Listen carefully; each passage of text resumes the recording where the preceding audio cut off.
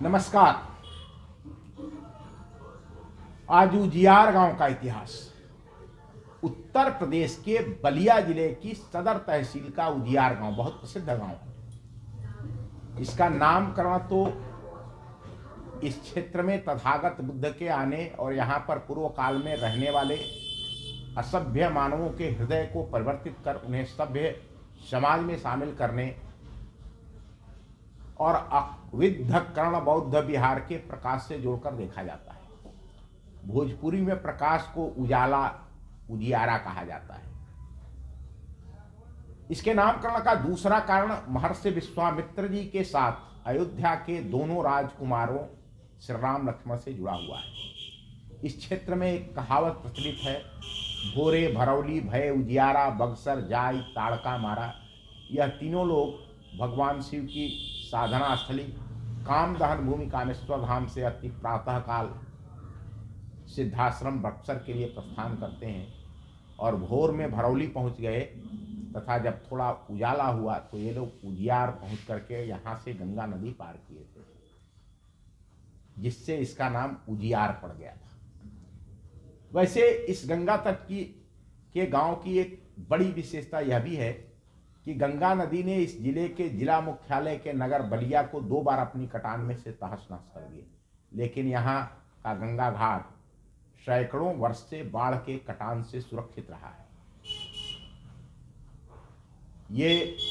यही कारण है कि अभी उत्तर प्रदेश सरकार के द्वारा यहाँ पक्के घाट बनाए जाने की योजना है और पक्का घाट बनना है। यहाँ का घाट बहुत वर्षों तक उत्तर प्रदेश और बिहार को जोड़ने वाला प्रमुख नाव पत्तन और जहाज घाट रहा है।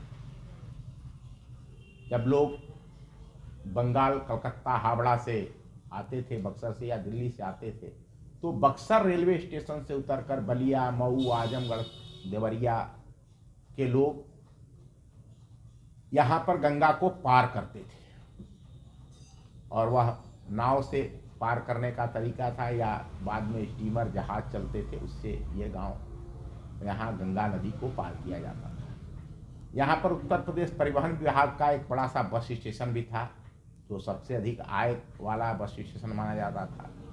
यहाँ से रोडवेज की बसें विभिन्न स्थानों के लिए चलती थी, गोरखपुर, देवरिया, आजमगढ़, उजियार बस स्टेशन से गाजीपुर, इन सभी स्थानों के लिए यहाँ से रोडवेज की बसें चलती थी। यहाँ के प्रमुख लोगों की बात करें तो यहाँ के इतिहास में एक चीज़ और जोड़नी चाहिए, यहाँ पर एक तट पर ही गंगा भवन बना है। यह गंगा भवन पंडित गोरखनाथ उपाध्याय जी का है, जिनका प्रभाव और प्रभुत्व ब्रिटिश सरकार में भी था और उसके बाद जब देश आज़ाद हुआ तो आज़ाद भारत में भी यह कांग्रेस पार्टी के प्रभावशाली व्यक्ति रहे हैं। इनके प्रभाव को इतने से ही समझा जा सकता है कि हरिद्वार से लेकर गंगा सागर तक गंगा नदी के सभी घाटों पर इन्हीं की नावें चलती थी, इन्हीं का ठेका हुआ करता था। केवल गंगा नहीं तो इस देश के जो विशेष रूप से उत्तर भारत के जितने भी नदी थे जिन पर घाट चलती थी, जिस पर नाव से लोग गंगा पार करते थे, इनके स्टीमर, जहाज, नावें विभिन्न घाटों पर चलती थी। इनके पास अपने पानी के जहाज थे, नावें थी। हजारों लोग काम करते थे इनके इस काम में। ये भी उजियार गांव के साथ एक बड़ा इतिहास है कि बलिया जिले के उजियार गांव के रहने वाले पंडित गोरखनाथ उपाध्याय जी का इस देश की राजनीति में भी दखल था, चाहे वो ब्रिटिश पीरियड रहा हो या आज़ाद भारत रहा हो।